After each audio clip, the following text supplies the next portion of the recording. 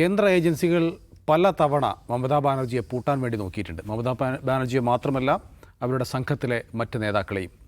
ഇത്തവണയും അതിനുള്ള ശ്രമത്തിലായിരുന്നു അവർ. ഐപാക് എന്ന് പറഞ്ഞു കഴിഞ്ഞാൽ പശ്ചിമ ബംഗാളിൽ TMCയുടെ തിരഞ്ഞെടുപ്പ് യന്ത്രമാണ്. തിരഞ്ഞെടുപ്പിൽ ആരൊക്കെ മത്സരിക്കണമെന്ന് വരെ തീരുമാനിക്കുന്നതിൽ ആ ഒരു സംവിധാനത്തിന് പങ്കുണ്ട്.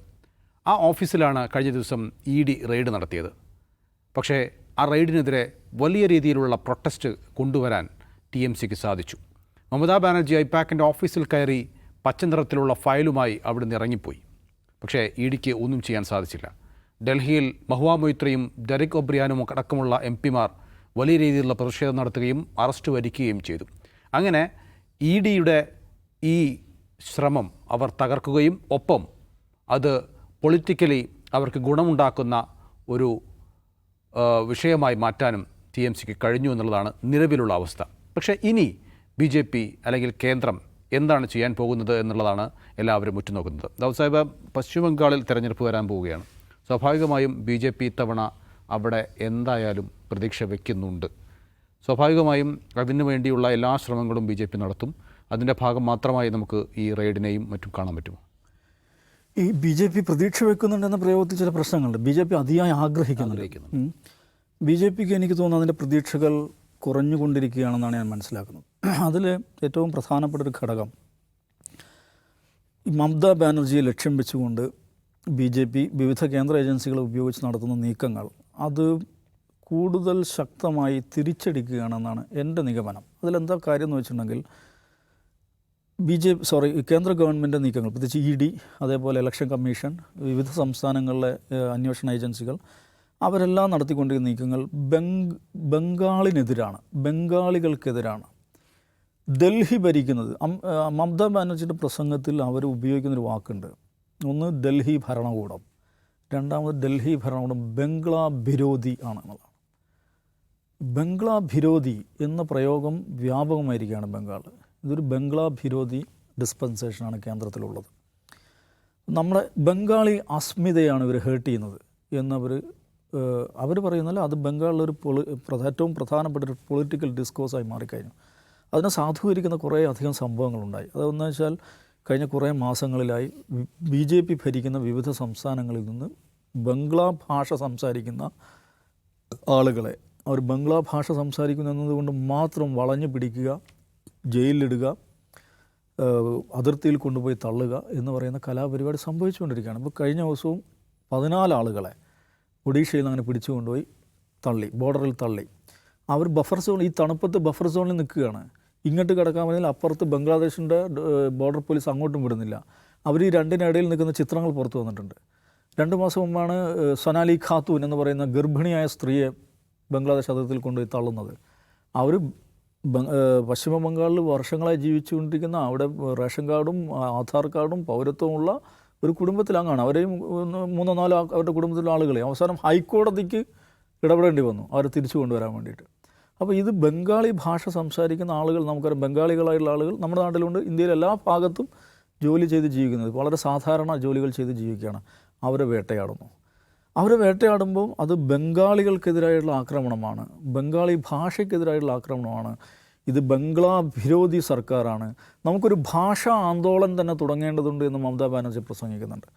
അതിൽ കഴിഞ്ഞ അഗസ്റ്റിൽ ഡൽഹിയിലുണ്ടായൊരു സംഭവം അത് വലിയ തോതിൽ വിവാദമായതാണ്. എന്താണെന്ന് വെച്ചിട്ടുണ്ടെങ്കിൽ അവിടെ ഇതേമാതിരി കുറച്ച് ബംഗാളികളെ പോലീസ് പിടിച്ചുകൊണ്ടുപോയി. എന്നിട്ട് അതിൽ FIR ഇട്ടു. ആ FIRൽ ഇവർ ബംഗ്ലാദേശികളാണെന്നൊക്കെ പറയുന്നു. ആ കേസിൻ്റെ ഭാഗമായിട്ട് ഡൽഹിയിലെ ബംഗ്ലാ ഭവനിലെ റെസിഡൻറ്റ് കമ്മീഷണർക്ക് അവിടുത്തെ പോലീസ് സ്റ്റേഷനിൽ നിന്ന് കത്ത് പോവുകയാണ്. ഇങ്ങനെ കുറച്ച് ആളുകളെ പിടികൂടിയിട്ടുണ്ട്. അവരുടെ കയ്യിൽ നിന്ന് ബംഗ്ലാദേശി ഭാഷയിലുള്ള കുറച്ച് ടെക്സ്റ്റുകൾ പിടിച്ചെടുത്തിട്ടുണ്ട്. അത് ട്രാൻസ്ലേറ്റ് ചെയ്യാൻ ഒരാളെ ചുമതലപ്പെടുത്തി തരണമെന്ന് പറഞ്ഞിട്ട് പോലീസ് സ്റ്റേഷനിൽ നിന്ന് ബംഗ്ലാ ഭവനിലേക്ക് കത്തുപോയി. നമുക്ക് ഉപയോഗിച്ച വാക്ക് കേൾക്കണം. എന്താണ്? ബംഗ്ലാദേശി ഭാഷ. ഇത് വലിയ തോതിൽ, അത് ദേശീയ മാധ്യമങ്ങളത് ഡിസ്കസ് ചെയ്യാത്തതുകൊണ്ടാണ്. ബംഗാളിൽ അത് വൻ വിവാദമായി മാറി. TMC നേതാക്കന്മാരും CPM നേതാക്കന്മാരും കോൺഗ്രസ് നേതാക്കന്മാരും ഒക്കെ അതിനെതിരെ ശക്തമായി രംഗത്ത് വന്നു. അന്നു മുതലാണ് നമ്മളൊരു ഭാഷാ ആന്തോളൻ തുടങ്ങണം എന്ന് മമതാ ബാനർജി പറഞ്ഞു. ഈ വിവാദം കൊടുമ്പിരിക്കൊള്ളുമ്പോൾ അമിത് മാളവ്യ ഒരു പ്രസ്താവന നടത്തുകയാണ്.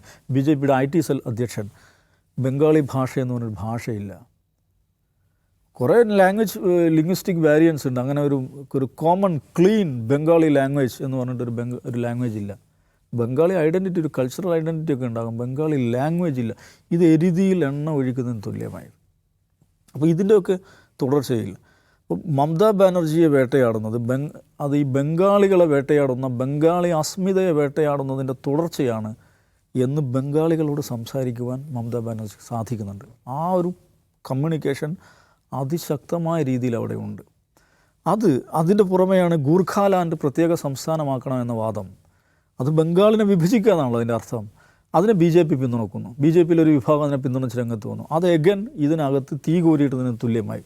അപ്പോൾ ആ നിലക്ക് കേന്ദ്ര ഏജൻസികളെ ഉപയോഗിച്ച് പലതരത്തിൽ ഇവരെ വേട്ടയാടാനും വളഞ്ഞു പിടിക്കാനും ഗവർണർ ഓഫീസ് ഉപയോഗിച്ച് ഒക്കെയുള്ള ശ്രമങ്ങൾ നടത്തുമ്പോൾ അതിനെ മറ്റൊരർത്ഥത്തിൽ രാഷ്ട്രീയ ആയുധമാക്കുന്നതിൽ വളരെ എന്താ പറയുക ആഘാതശേഷിയുള്ള രാഷ്ട്രീയ ആയുധമാക്കുന്നതിൽ മമത വിജയിച്ചിട്ടുണ്ട്. എന്ന് പറഞ്ഞാൽ മമതയുടെ പൊളിറ്റിക്സ് അതിൻ്റെ സെൻട്രൽ ത്രെഡ് അതാണ്. അതുകൊണ്ടാണ് അവർക്ക് എപ്പോഴും നോക്കൂ, ദേശീയ മാധ്യമങ്ങളെല്ലാം BJP അങ്ങനാക്കി ഇങ്ങനാക്കി പിടിക്കാൻ പോകുകയാണെന്നുള്ള വലിയ പ്രതീതി സൃഷ്ടിക്കുകയും മമത മുന്നോട്ട് പോവുകയാണ് ചെയ്യുന്നത്. 294 അസംബ്ലി സീറ്റുകളാണ് ഉള്ളത്. ഇപ്പോഴത്തെ ടാലി അനുസരിച്ച് ആ 294-ൽ 225 അവരുടെ കയ്യിലാണ്. TMCക്ക് ഒറ്റ കക്ഷി, പിന്നെ അവരുടെ അലൈസായിട്ടുള്ള ചെറിയ പാർട്ടികൾക്ക് 2-3 സീറ്റുകളൊക്കെ ആയിട്ടുണ്ട്. എന്ന് പറഞ്ഞാൽ 203-2 ഭൂരിപക്ഷം എന്ന് പറയാം അല്ലേ. 3-2 ഭൂരിപക്ഷം നേടി അവരിപ്പോഴും നിൽക്കുകയാണ്. ലോക്സഭയിലും അങ്ങനെ തന്നെ. ലോക്സഭയിൽ അവർക്ക് 29 സീറ്റ് അവരുടെ കയ്യിലാണുള്ളത്. അപ്പോൾ ഇങ്ങനെ 29 അവരുടെ കയ്യിലും ഒരു സീറ്റ് കോൺഗ്രസിൻ്റെ കയ്യിലിരിക്കുന്നു. എന്ന് പറഞ്ഞാൽ ഏതെങ്കിലും നിലക്ക് ഇലക്ട്രൽ പൊളിറ്റിക്സിൽ അവരെ വീഴ്ത്താൻ ഈ പറയുന്ന പ്രചാരണങ്ങളും കേന്ദ്ര ഏജൻസികളെയും ഗവർണറെ ഉപയോഗിച്ചിട്ടുള്ള എല്ലാ വളഞ്ഞുപിടുത്തങ്ങളുണ്ടായിട്ടും ബംഗാളിൻ്റെ രാഷ്ട്രീയ ഭൂമിയിൽ ചോദ്യം ചെയ്യപ്പെടാത്ത ഒരു സിംഹമായി മമത നിൽക്കുന്നുണ്ട്. അവർ ഇന്നലത്തെ പ്രസംഗത്തിൽ ഉപയോഗിച്ചൊരു വാക്കുണ്ട്, എന്താണ്, ഹസാർ ജംഗ്ഷനിൽ നടത്തുന്ന പ്രസംഗം. ഈ ഹസാർ ജംഗ്ഷന് വലിയ ഐക്കോണിക് വാല്യൂ ഉണ്ട്. മുമ്പ് 1990-ൽ മമതാ ബാനർജിക്ക് നേരെ അന്ന് CPM ഭരിക്കുമ്പോൾ ആക്രമണം ഉണ്ടായ സ്ഥലമാണത്. അവർ വലിയ തോതിൽ പരിക്കേറ്റു. പുതുജീവൻ വെച്ച് തിരിച്ചു വന്ന ചത്വരം എന്നാണ് ഹസാർ ക്രോസിങ്ങിനെ കുറിച്ച് അവർ പറയാവുന്നത്. ഹസാർ ക്രോസിങ്ങിലാണ് ഇന്നലെയും അവർ പ്രസംഗിച്ചത്. ഫെയറി സ്പീച്ചായിരുന്നു. Wounded tiger is dangerous than a healthy tiger എന്നാണ് പറഞ്ഞത്. എന്ന് പറഞ്ഞാൽ എന്നെ മുറിപ്പെടുത്തിയിട്ടുണ്ട് നിങ്ങൾ ബംഗാളികളെ മുറിപ്പെടുത്തിയിട്ടുണ്ട്, ബംഗാളി അസ്മിതയെ മുറിപ്പെടുത്തിയിട്ടുണ്ട്. ഇതിന് ബംഗാളികൾ പകരം ചോദിക്കും എന്നാണ് അവർ അഭിമാനം, ബംഗാളി പ്രൈഡ്. അപ്പോൾ ഇത് ആ ഒരു പൊളിറ്റിക്കൽ മെസ്സേജ് ബംഗാളി മാസിലേക്ക് കൊടുക്കാൻ അവർ വിജയിച്ചിട്ടുണ്ട്. അപ്പോൾ ഏറ്റവും ഒടുവിലുണ്ടായ സംഭവം നൗഫൽ പറഞ്ഞ ED വരുന്നു, ഐപാക്കിൻ്റെ ഓഫീസ് സെർച്ച് ചെയ്യുന്നു. ഐപാക്കിൻ്റെ ഓഫീസും പ്രതീക് സിൻഹയുടെ വീടും സെർച്ച് ചെയ്യുന്നു. അവിടേക്ക് ഇവർ നേരിട്ട് വരികയാണ്. മമതാ ബാനർജി ഒരു തിയേട്രിക്സ് ആയിരുന്നു. മമതാ ബാനർജി നേരിട്ട് വരുന്നു, അവർ പിടിച്ചെടുത്ത പലതും തിരിച്ചു വാങ്ങുന്നു. അങ്ങനെ അതൊരു കയോട്ടിക് സിറ്റുവേഷൻ. അതൊന്ന് ആലോചിച്ച് നോക്കും. ഒരു ED എന്ന് പറയുമ്പോൾ നമ്മുടെ നാഷണൽ ഓർഗനൈസേഷനാണ്, കേന്ദ്രത്തിൻ്റെ വളരെ പ്രധാനപ്പെട്ട വളരെ പാരമ്പര്യമുള്ള നമ്മുടെ ഒരു നാഷണൽ ഓർഗനൈസേഷൻ. ആ നാഷണൽ ഓർഗനൈസേഷൻ ഒരു തറ രാഷ്ട്രീയത്തിൻ്റെ ഭാഗമായി മാറുന്നു, അങ്ങോട്ടും ഇങ്ങോട്ടുള്ള പിടിവലിയുടെ ഭാഗമായി മാറുന്നു എന്ന് പറയുമ്പോൾ ആ ഏജൻസി, ആ നാഷണൽ ഓർഗനൈസേഷനെയാണ്, അതിൻ്റെ റെപ്യൂട്ടേഷനെയാണ് ബാധിക്കുന്നത്. യഥാർത്ഥത്തിൽ അങ്ങനെ ചെയ്യാൻ പാടുണ്ടോ? ഒരു നാഷണൽ ഏജൻസി അവരുടെ ഒരു ലോഫുൾ ഓപ്പറേഷൻ നടത്തുമ്പോൾ CM എന്ന് പറയുമ്പോൾ എഗൻ അതൊരു കോൺസ്റ്റിറ്റ്യൂഷണൽ ഓഫീസാണ്. ED എന്ന് പറയുമ്പോൾ അത് എഗൻ ഒരു കോൺസ്റ്റിറ്റ്യൂഷണലായിട്ട് അധികാരമുള്ള ഏജൻസിയാണ്. അവരിതിങ്ങനെ തെരുവിൽ പരസ്പരം ഏറ്റുമുട്ടുക എന്ന് പറഞ്ഞാൽ അതൊരു ഹെൽത്തി റിലേഷൻഷിപ്പേ അല്ല. അങ്ങനത്തെ ഒരു പൊളിറ്റി എന്ന് പറയുന്നത് ഒരു ഹെൽത്തി പൊളിറ്റി അല്ല. പക്ഷെ അങ്ങനെ സംഭവിക്കുന്നു. അപ്പോൾ മമതാ ബാനർജിയുടെ ബംഗാൾ പോലീസ് കേസെടുക്കുകയാണ് ഇവർക്കെതിരെ. തെഫ്റ്റിനാണ്, മോഷണത്തിനാണ് കേസെടുക്കുന്നത്. ഇവർ ഞങ്ങളുടെ ഐപാക്കിൻ്റെ ഓഫീസിൽ കയറിയിട്ട് ഞങ്ങളുടെ ഡോക്യുമെൻറ്റുകൾ, ഞങ്ങളുടെ BLAമാരുടെ ലിസ്റ്റ്, ഞങ്ങളുടെ വോട്ടേഴ്സ് ലിസ്റ്റ്, തെരഞ്ഞെടുപ്പുമായി ബന്ധപ്പെട്ട പാർട്ടിയുമായി ബന്ധപ്പെട്ട ഞങ്ങളുടെ ഡോക്യുമെൻറ്റ്സും ഞങ്ങളുടെ ഡാറ്റയും മുഴുവൻ മോഷ്ടിച്ചു കൊണ്ടുപോയി. ആര്?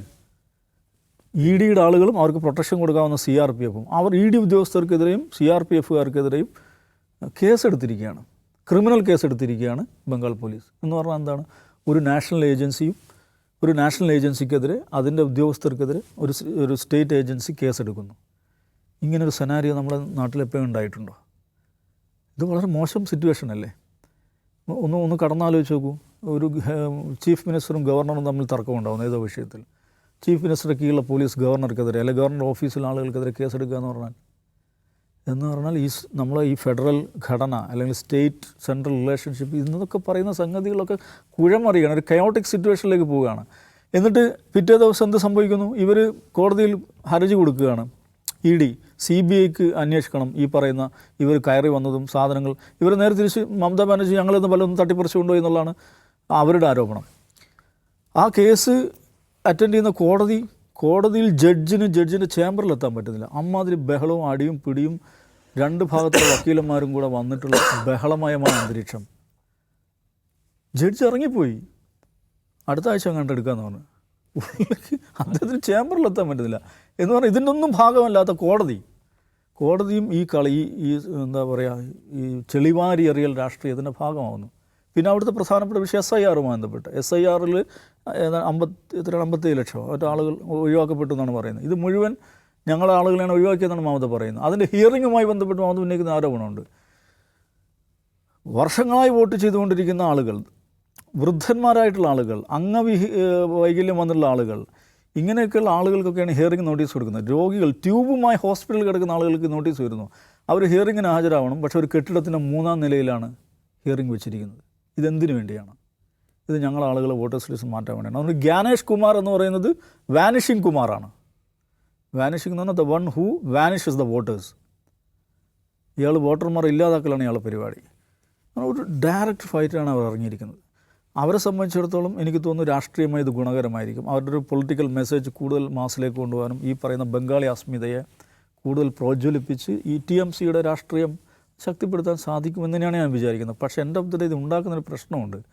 നമ്മുടെ ഫെഡറൽ ഘടന എന്ന് പറയുന്ന, സംസ്ഥാനവും കേന്ദ്രവും നമ്മളെ ബന്ധം എന്ന് പറയുന്ന, നമ്മുടെ നാഷണൽ ഓർഗനൈസേഷൻ്റെ പവിത്രത, അതിൻ്റെ സാങ്ക്ടിറ്റി എന്ന് പറയുന്ന സംഗതികൾ, ഇതെല്ലാം കുത്തിയൊലിച്ചു പോവുകയാണ്. ഇത് രാജ്യത്തെ ദുർബലമാക്കുകയാണ് അടിസ്ഥാനപരമായി ചെയ്യുന്നത്. അപ്പോൾ ഒരു കയോട്ടിക് സെനാരിയോയിലേക്ക് എനിക്ക് തോന്നുന്നു പക്ഷേ അങ്ങനെ ഒരു കയോസ് ഉണ്ടാക്കിയിട്ട് ആ ഇലക്ഷൻ നടത്താൻ പറ്റില്ല, രാഷ്ട്രപതി ഭരണം വേണമെന്നൊരു അവസ്ഥയിലേക്ക് കൊണ്ടുവരാനാണോ BJP ഉദ്ദേശിക്കുന്നത് എന്ന് പോലും സംശയിക്കാം. പക്ഷേ അത് സംഭവിക്കുകയാണെങ്കിൽ ഈ പറയുന്ന രാഷ്ട്രപതി ഭരണം അല്ലെങ്കിൽ ഗവർണർ ഭരണം ഇലക്ഷൻ നടത്താതിരിക്കുക, സംസ്ഥാന ഭരണകൂടത്തെ പിരിച്ചുവിടുക എന്നൊക്കെ പറയുന്ന ഒരു സെനാരിയോയിലേക്ക് പോവുകയാണെങ്കിൽ മമതാ ബാനർജി എന്ന് പറയുന്നത് ഞാൻ പറഞ്ഞ അത് ഈ പറഞ്ഞ ഒരു മുറിവേറ്റ സിംഹമാണ്. അവർ ഒരർത്ഥത്തിൽ ഇമ്പൾസീവായിട്ടുള്ള ഒരു പേഴ്സണാലിറ്റി കൂടിയാണ്. അത് വലിയ തോതിലുള്ള കാലുഷ്യങ്ങളിലേക്ക് ആ നാടിനെ നയിക്കുമെന്നാണ് എനിക്ക് തോന്നുന്നത്. നിഷാദ്, ഇപ്പം കേന്ദ്ര ഏജൻസികൾ പിടിമുറുക്കാൻ വരുമ്പോൾ കേരളം പ്രതിരോധിച്ചിട്ടുണ്ട്, തമിഴ്നാട് പ്രതിരോധിച്ചിട്ടുണ്ട്, കർണാടക പ്രതിരോധിച്ചിട്ടുണ്ട്. പക്ഷേ ബംഗാൾ പ്രതിരോധിക്കുമ്പം അതിനൊരു മാസ് എഫക്റ്റാണ്, അല്ലെങ്കിൽ ഒരു പാൻ ഇന്ത്യ എഫക്റ്റാണ്. എങ്ങനെയാണ് മമതാ ബാനർജിക്ക് സാധിക്കുന്നത്? അത് കുറച്ചുകൂടി സിനിമാറ്റിക് ആയതുകൊണ്ടായിരിക്കും. കാരണം സാധാരണ നിലയ്ക്ക് ഇപ്പോൾ കേസെടുക്കുക അല്ലെങ്കിൽ ഗവർണർ ഓഫീസിന് മുമ്പിൽ പ്രതിരോധ പരിപാടി സംഘടിപ്പിക്കുക പോലെയൊന്നുമല്ല. അവർ ലൈവായിട്ട് ആക്ട് ചെയ്യുകയാണല്ലോ. വന്നിട്ട് അവർക്ക് ആവശ്യമുള്ള ഫയൽ എടുത്ത് അവർ ഇറങ്ങിപ്പോകുന്നു മാത്രമല്ല തിരിച്ച് കേസെടുക്കുന്ന പോലുള്ള സംഗതികളുണ്ടാകുന്നു. അപ്പോൾ നേരത്തെ ദാവസായി പറഞ്ഞ പോലെ ഇത് മൊത്തത്തിലൊരു കയോട്ടിക് സിറ്റുവേഷൻ ഉണ്ടാക്കുന്നു, നമ്മുടെ രാജ്യത്തിൻ്റെ സിസ്റ്റത്തെ ആകമാനം പിടിച്ചു ഉലയ്ക്കുന്നു, ഇത് അപമാനകരമാണ് അല്ലെങ്കിൽ ഇത് അപകടകരമാണ് എന്നൊക്കെ പറയുമ്പോൾ നമ്മൾ ആലോചിക്കേണ്ട കാര്യമുണ്ട്. സത്യത്തിൽ ഈ മമതാ ബാനർജി ഇതൊന്നും ചെയ്യാതെ വീട്ടിനകത്ത് ഇരിക്കുമ്പോഴും അപകടകരമായ സംഗതികൾ നടന്നുകൊണ്ടിരിക്കുകയാണ്. ഇപ്പോൾ ED എന്ന് പറയുന്ന എൻഫോഴ്സ്മെൻറ്റ് ഡയറക്ടറേറ്റ് എന്ന് പറഞ്ഞാൽ ഇന്ത്യയിലെ ഏറ്റവും പ്രധാനപ്പെട്ട സ്ഥാപനം, ഒരു നിലയ്ക്കും ആളുകൾക്ക് ട്രസ്റ്റ് ഇല്ലാത്ത, വിശ്വാസമില്ലാത്ത, ഒരു ഡിഗ്നിറ്റി ഇല്ലാത്ത സ്ഥാപനമായിട്ട് അതപ്പതിച്ച് കഴിഞ്ഞല്ലോ. ആ സ്ഥാപനം അതിൻ്റെ രാഷ്ട്രീയ എതിരാളികളെല്ലാം വേട്ടയാടി പിടിക്കാനുള്ളൊരു വേട്ടനായിയെ പോലെ പ്രവർത്തിക്കുകയാണ്. ഇവിടെ ആർക്കും ഒരു കുഴപ്പവുമില്ല. നമുക്ക് ED എന്ന് പറയുന്ന ഒരു ഏജൻസിയെ പല്ലും നഖവുമുള്ള ഏജൻസിയാക്കി മാറ്റുന്നു സർക്കാർ. ED നിയമ ഭേദഗതിയിലൂടെ PMLA ആക്ട് ഭേദഗതി ചെയ്തല്ലോ. അതുപ്രകാരം ആ കേസിൽ നിങ്ങളെ പിടിച്ചുകൊണ്ട് പോയി അകത്തിട്ടാൽ നിങ്ങൾ തെളിയിക്കണം നിങ്ങൾ കുറ്റവാളിയല്ല എന്ന്. എങ്കിലും നിങ്ങൾ കിടക്കും. ഏത് മുഖ്യമന്ത്രി ആയാലും മാസങ്ങളോളം പ്രത്യേകിച്ച് വിവരങ്ങളൊന്നുമില്ലാതെ പിടിച്ചകത്തിടാൻ കഴിയുന്ന വിധത്തിൽ ഗുരുതരമായ ഒരു നിയമമാണ്. ഇന്ത്യയിലെ ഏറ്റവും ഗുരുതരമായ നിയമങ്ങളിലൊന്നാണ് ഇപ്പോഴത്തെ PMLA എന്ന് പറയുന്നത്. അതാണ് ഈ ED ഉപയോഗിക്കുന്നത്. ആ ആക്ടിനെതിരെ കോടതി പോയപ്പോൾ കോടതി അതെടുത്ത് പരിശോധിച്ചിട്ട് കുഴപ്പമൊന്നുമില്ല, ED നടത്തിക്കോട്ടെ ഈ രാജ്യം എന്ന് തീരുമാനമെടുത്തു. അവിടെ ആദ്യത്തെ അനീതി സംഭവിച്ചിട്ടുണ്ട്. കോടതി ഇത് അന്യായമായ അധികാരങ്ങളാണല്ലോ, ഇത് ന്യായമായ അല്ലാതെ ആളുകളെ തടങ്കലിൽ വയ്ക്കാനും പിടിച്ചിടാനും കഴിയുന്ന വകുപ്പുകൾ ഇതിലുണ്ടല്ലോ, ഇത്രയും അമിതാധികാരം എന്തിനാണ് EDക്ക് കൊടുക്കുന്നത് എന്ന് കോടതി ചോദിച്ചില്ലല്ലോ. അങ്ങനെ ഒരു EDയെ സൃഷ്ടിച്ചിട്ട് ആ EDയെ ആളുകളെ വേട്ടയാടാൻ ഇറക്കി വിട്ടിരിക്കുകയാണ്. ആ ED അവരുടെ രാഷ്ട്രീയ എതിരാളികളെ മാത്രം കഴിഞ്ഞ 11 വർഷത്തിനിടെ ഇന്ത്യയിൽ എവിടെയെങ്കിലും BJP അനുഭാവികളുടെയോ സുഹൃത്തുക്കളുടെയോ വീട്ടിൽ ED കയറിയിട്ടുള്ള ഓർക്കണം. തികഞ്ഞ രാഷ്ട്രീയ പക്ഷപാതത്തോടെ അത് ഇടപെടുകയാണ്. തെരഞ്ഞെടുപ്പുകൾ അട്ടിമറിക്കാനുള്ള ഇലക്ഷൻ ഡിപ്പാർട്ട്മെൻറ്റായി പ്രവർത്തിക്കുകയാണ്. അതിനെതിരായിട്ടുള്ള ഹർജികൾ കോടതിയിലെത്തുമ്പോൾ കോടതികൾ അവയെല്ലാം BJPക്ക് സന്തോഷമുണ്ടാകും വിധത്തിൽ പരമാവധി ഹർജികൾ തീർപ്പാക്കി വിടുകയാണ്. സിസ്റ്റം എന്ന് പറയുന്നത് ഓൾറെഡി നശിച്ചു കഴിഞ്ഞു. അപ്പോൾ അതിനെതിരായിട്ടുള്ള പ്രതിരോധങ്ങൾ എന്ന് വെച്ചാൽ നിങ്ങൾ ഒരു തരത്തിലുള്ള ആളുകളെ, നിങ്ങളുടെ എതിരാളികളെ വീഴ്ത്താൻ അഹിതമായ മാർഗ്ഗങ്ങൾ സ്വീകരിച്ചാൽ അതിനോട് ആദ്യമൊക്കെ നോർമലായിട്ടുള്ള പ്രൊട്ടസ്റ്റ് ഉണ്ടാവും, ജനാധിപത്യ രൂപിയായ പ്രൊട്ടസ്റ്റ് ഉണ്ടാവും. അത് കഴിഞ്ഞാൽ പിന്നെ അതിൻ്റെയും സ്വഭാവം മാറും. ഇന്ത്യ ഒരു വളരെ സങ്കീർണമായ രാഷ്ട്രീയവും സാമൂഹികവുമായ പശ്ചാത്തലമുള്ള നാടാണ്. ഇവിടെ നിങ്ങൾ കളിക്കുന്ന കളി മോശമായിരിക്കുന്നു. എൻറ്റയർ സിസ്റ്റം ആൻഡ് ഇൻസ്റ്റിറ്റ്യൂഷൻസ് ആ മോശം കളിയുടെ കൂടെ നിൽക്കുന്നു. പിന്നെ മമത എന്ത് ലൈൻ സ്വീകരിക്കണം? അവരവിടെ ധർണ നടത്തണം, അല്ലെങ്കിൽ നാമജപ ഘോഷയാത്ര നടത്തണം? അവർക്ക് ചെയ്യാൻ പറ്റുന്ന ഇതാണ്. അവരോട് ഒരു നിലയ്ക്കുമുള്ള ഒരു ക്വാളിറ്റി ഇടപെടലല്ല സ്റ്റേറ്റ് നടത്തുന്നത്. ഇപ്പോൾ എന്താണ് ബി ജെ പി ചെയ്യുന്നത്? ബി ജെ പി അവിടെ പരമാവധി വംശീയതയ്ക്ക് ശ്രമിക്കുന്നുണ്ട്. അതിൻ്റെ കൂടെ ഇവരുടെ എല്ലാം മെക്കാനിസം സ്റ്റോപ്പ് ചെയ്യണം. ഐപാക് എന്ന് പറഞ്ഞാൽ ഇവരുടെ തെരഞ്ഞെടുപ്പിന് സഹായിക്കുന്ന പ്രശാന്തിൻ്റെ ഏജൻസിയാണ്. ആ ഏജൻസിയുടെ വിവരങ്ങൾ മുഴുവൻ എടുക്കണം, ആ ഏജൻസിയുടെ പ്രവർത്തനം തടസ്സപ്പെടുത്തണം, ഫൈനൽ മൊമെൻറ്റിലെ അവരുടെ തെരഞ്ഞെടുപ്പ് മൂവുകളെ മുഴുവൻ തടയണം. അതിനെന്ത് ചെയ്തിരിക്കുകയാണ്? അവിടുത്തെ ഒരു കോൾ സ്കാമുമായി ബന്ധപ്പെട്ട കേസിൽ, അതായത് അവിടെ ഒരു അനധികൃതമായ കൽക്കരി ഖനിയിലൂടെ 12,000 കോടി രൂപ ഉണ്ടാക്കി എന്ന് പറഞ്ഞ വലിയ വിവാദമായ ഒരു കേസുണ്ട്. 2020 കേസാണ്. ആ കേസിന് അതുവഴി ഉണ്ടാക്കിയിട്ടുള്ള അനധികൃതമായി ഉണ്ടാക്കിയ പണം തൃണമൂൽ കോൺഗ്രസ് വഴി ഐപാക്കിന് കൈമാറിയിട്ടുണ്ട് പ്രതിഫലമായി എന്നതുകൊണ്ട് ഐപാക്കിൻ്റെ ആഫീസിൽ പരിശോധന നടത്താമെന്നിരിക്കുകയാണ്. ഏത് ഈ തെരഞ്ഞെടുപ്പിൻ്റെ തൊട്ട് തലേന്നാണ് എന്ന കാര്യം ഓർക്കണം. അതിലേക്ക് കണക്ട് ചെയ്തിട്ട് നേരത്തെ വരെ കണക്ട് ചെയ്യുന്നതിന് ഉദ്ദേശമുണ്ട്. അപ്പോൾ അവർക്ക് അവരുടെ തെരഞ്ഞെടുപ്പുമായി ബന്ധപ്പെട്ട് അവരുടെ മെക്കാനിസം പ്രവർത്തിക്കുന്നത്, അവരുടെ രാഷ്ട്രീയ പ്രവർത്തനം, അവരുടെ സർക്കാരിൻ്റെ പ്രവർത്തനം, ഇതിനെല്ലാം മൾട്ടിവേയിലൂടെ തടസ്സപ്പെടുത്തുകയാണ്. ഇപ്പോൾ കനകോലുവിൻ്റെ ആഫീസിൽ ഇടി വന്നുകൂടായിക്കൊന്നുമില്ല, നമുക്ക് നോക്കിയിരിക്കാം. അപ്പോൾ ഇത് എങ്ങനെയൊക്കെ തടസ്സപ്പെടുത്താമോ ആ വഴിക്കെല്ലാം തടസ്സപ്പെടുത്താൻ നോക്കുന്നു. അവരതിനോട് ഫൈനൽ മൊമെൻ്റാണ്. ഇനി കാത്തിരിക്കാനോ സമരം ചെയ്യാനോ 23-ന് രാജ്ഭവൻ ഉപരോധം എന്നൊന്നും പ്രഖ്യാപിക്കാൻ അവരുടെ സമയമില്ല. അവരിറങ്ങി വന്നിട്ട് പ്രതിരോധിക്കുകയാണ്. അതിന് ഭയങ്കരമായ പിന്തുണ കിട്ടുകയാണ്. അവിടെയുള്ള മനുഷ്യന്മാർ മുഴുവൻ ബി ജെ പിക്കെതിരായിട്ട് ഓപ്പൺ ഫൈറ്റ് എടുക്കുന്ന ധീരയായ ദീദി എന്ന് പറഞ്ഞ് അവരെ പിന്തുണയ്ക്കുകയാണ്. അവരുടെ വോട്ട് ബേസിനെ അവർ പക്കയാക്കി. അതിന് പലതരത്തിലുള്ള ബഹുശാഖിയായ ഗുണങ്ങൾ എന്ന് പറയാം. അത്രയും ഗുണങ്ങൾ അതിനുണ്ട്. കാരണം ഒന്ന്, ഇപ്പം നോക്കൂ, അവിടുത്തെ മുസ്ലിം പോപ്പുലേഷൻ അവർക്ക് അവരുടെ ഏറ്റവും വലിയ സ്ട്രോങ് ബെൽറ്റാണ്. ഈ സംഭവമൊക്കെ ഉണ്ടാകുന്നത് അതിനെ പൂർണ്ണമായി ഒരുമിപ്പിച്ച് നിർത്താൻ അവർക്ക് കഴിയും. ബി ജെ പി തന്നെ അവിടെ പലതരത്തിലുള്ള നമ്പർ ഇറക്കുന്നുണ്ടല്ലോ. ബാബരി മസ്ജിദൊക്കെ പണിയാൻ പോകുന്നു പറഞ്ഞൊരു കക്ഷി അവിടെ ഇറങ്ങിയിട്ടുണ്ടല്ലോ. അപ്പോൾ അതൊക്കെ എന്ന് വെച്ചാൽ അവിടെ എങ്ങനെ വോട്ട് സ്പ്ലിറ്റ് ചെയ്യിക്കാൻ കഴിയുന്നുള്ളതിൻ്റെ ആലോചനയുടെ ഭാഗമായിട്ട് വരുന്നതാണ്. സോ നോക്കും, ഇതിനകത്ത് വിള്ളൽ ഒഴിവാക്കുക. പിന്നെന്താണ്, അവരുടെ മൊത്തം പാർട്ടി സംഘടനയെ അവർക്ക് സെറ്റ് ചെയ്യാൻ പറ്റും. രണ്ടാമത് ഈ പറഞ്ഞ അനുകൂല ഘടകങ്ങൾ പലതുണ്ട്. ഇപ്പോൾ അസമിലും ഇലക്ഷൻ നടക്കാൻ പോവാണ്. അസമിലെ പ്രധാനപ്പെട്ട സംഗതികളിലൊന്നാണ് ബംഗാളികളെ പുറത്താക്കുക, ബംഗ്ലാദേശികളെ പുറത്താക്കുക എന്ന് പറഞ്ഞ വംശീയ വിദ്വേഷ പരിപാടിയാണ് അവിടെ ഹിമന്ത ബിശ്വ ശർമ്മ പയറ്റിക്കൊണ്ടിരിക്കുന്നത്. അത് ബി ജെ പിക്ക് ഗുണമുണ്ടാകുന്ന പദ്ധതിയാണ്. പക്ഷേ അതിൻ്റെ സൈഡ് എഫക്റ്റ് എന്താണ്? അതിൻ്റെ സൈഡ് എഫക്റ്റ് ബംഗാളിൽ നടത്തിക്കുന്ന പണിക്കെതിരാണ്. ഹിമന്ത അവിടെ ചെയ്തുകൊണ്ടിരിക്കുന്ന അതേ പണി, അതേ സംഗതി എടുത്ത് ഇപ്പുറത്ത് വെച്ചാൽ ബംഗാളിൽ നേരെ ഓപ്പോസിറ്റായിട്ടാണ്, അത് കൗണ്ടർ പ്രൊഡക്റ്റീവായിട്ടാണ് വരിക. അപ്പോൾ അത് ഒരു പ്രധാന സംഗതിയാണ്. ബംഗാളി പ്രൈഡ്, നേരത്തെ പറഞ്ഞ പോലെ ബംഗാളി ഭാഷ എന്നുള്ള സംഗതിയില്ല, ബംഗ്ലാദേശി ഭാഷ എന്നതിനെ വിളിക്കുന്നു. എന്ന് മാത്രമല്ല, ബംഗാളികൾ എന്ന് പറഞ്ഞാൽ ബംഗ്ലാദേശികൾ കംപ്ലീറ്റ് നുഴഞ്ഞുകയറ്റക്കാരാണ്.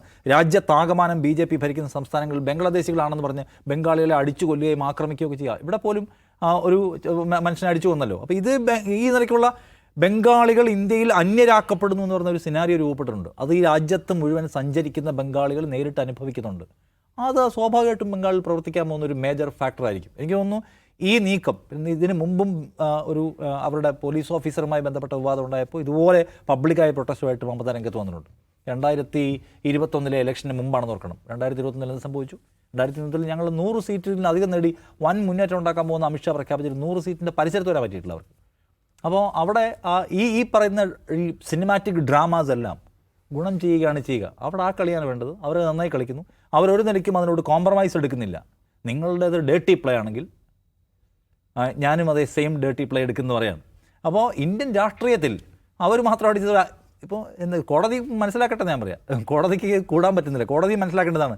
അവർ അപ്പുറത്ത് മോശം ചെയ്യുന്നു, അതിൻ്റെ സ്വാഭാവികമായിട്ടുള്ള പ്രതിഫലനം ഇപ്പുറത്തും ഉണ്ടാവുകയാണ്. ഇന്ത്യൻ പൊളിറ്റിക്സ് എന്ന് വെച്ചാൽ ഇത് നാശമാക്കിയത് ആരാണ്? ഇങ്ങനെയൊക്കെ പ്രതികരിക്കാൻ സംസ്ഥാന സർക്കാരുകളെ അല്ലെങ്കിൽ ഫെഡറലിസത്തെ ഇങ്ങനെ കുഴഞ്ഞു മറിയാനായിട്ട് പണിയെടുക്കൊണ്ടിരിക്കുന്ന ആരാണെന്ന് മനസ്സിലാക്കാനുള്ള ഒരു ഉപാധി, അല്ല ഒരു സന്ദർഭമായിട്ട് ഇത് മാറട്ടെ എന്നാണ് ഞാൻ പറയാം. യെസ്, ദീദിയോട് മോദി തോറ്റുകൊണ്ടിരിക്കുന്ന കാഴ്ചയാണ് നമുക്ക് പശ്ചിമ ബംഗാളിൽ കാണാൻ കഴിയുന്നത്.